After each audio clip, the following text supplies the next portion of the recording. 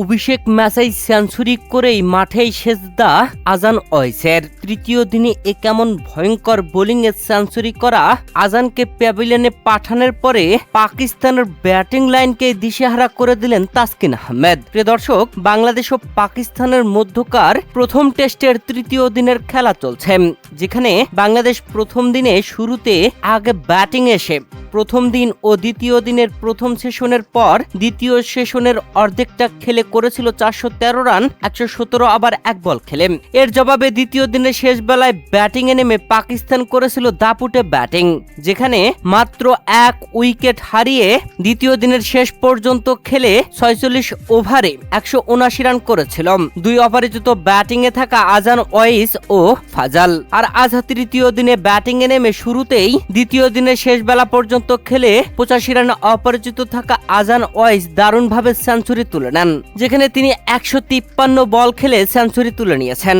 পাকিস্তান দলে বাংলাদেশের বিপক্ষে টেস্টে তার অভিষেক হয়েছে, আর অভিষেক ম্যাচেই সেঞ্চুরি তুলে নিয়ে মাঠেই সেজদায় লুটে পড়েন। আল্লাহ তাআলার শুকরিয়া আদায় করেন, সেজদা থেকে উঠে দুহাত তুলে মোনাজাত করে দোয়া করেছেন। প্রিয় দর্শক, এর পরপরই তাসকিন আহমেদ তাকে প্যাভিলিয়নে পাঠিয়ে দিয়েছেন।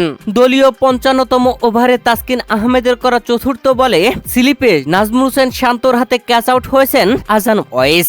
এরপরে নতুন ব্যাটিং এ আসা পাকিস্তান দলের অধিনায়ক শান মাসুদও টিকতে পারেননি, তাকে প্যাভিলিয়নে পাঠিয়ে দিয়েছেন তাসকিন আহমেদ। পরপর জোড়া উইকেট তুলে নিয়ে তাসকিন আহমেদ পাকিস্তানের ব্যাটিং লাইনকে দিশেহারা করে দিয়েছেন। তৃতীয় দিনের শুরুতে প্রথম সেশনেই পরপর উইকেট হারিয়ে রান যেন থেমে গেল পাকিস্তানের। 226 রানের মাথায় পাক অধিনায়ক শান মাসুদ 9 রান করে প্যাভিলিয়নে ফেরার পরে ব্যাটিং এ আসেন সাউদ শাকিল। তিনি 227 রানের মাথায় মেহেদী হাসান মিরাজের বলে এলবের ফাঁদে পড়ে আউট হয়েছেন, তবে আম্পায়ারের সিদ্ধান্তের বিরুদ্ধে গিয়ে রিভিউ নিয়েছিলেন, যেখানে মেহেদী হাসান মিরাজের করা 60তম ওভারের শেষ বলটি খেলতে গিয়ে পরাস্ত হন সাউদ শাকিল। এরপরে জোরালো আবেদন বাংলাদেশের।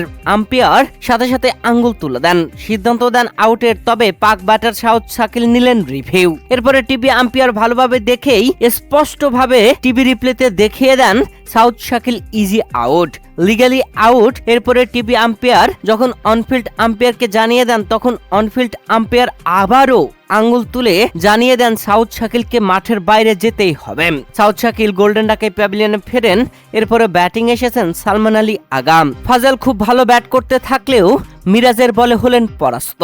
দলীয় 64তম ওভারে মেহেদী হাসান মিরাজের করা চতুর্থ বলে তাইজুল ইসলামের হাতে ক্যাচ আউট হয়ে প্যাভিলিয়নে ফেরেন আব্দুল্লাহ ফাজাল। 120 বল খেলে 60 রানের দুর্দান্ত ইনিংস খেলেছেন তিনি। এই ভিডিওটি যখন বানাচ্ছিলাম ঠিক তখনই তাসকিন আহমেদ আরো একটি উইকেট তুলে নেন। নতুন ব্যাটসম্যান সালমান আলী আগাকে প্যাভিলিয়নে পাঠিয়ে দেন। প্রিয় দর্শক, বাংলাদেশ ঘুরে দাঁড়িয়েছে। বাংলাদেশ প্রথম ইনিংসে যা করেছে তা থেকে অনেকটাই পিছিয়ে আছে পাকিস্তান। আর আজ যেভাবে উইকেট পড়ছে তাতে বাংলাদেশের রান টপকানো যেন কঠিন ব্যাপার হয়ে দাঁড়িয়েছে পাকিস্তানের।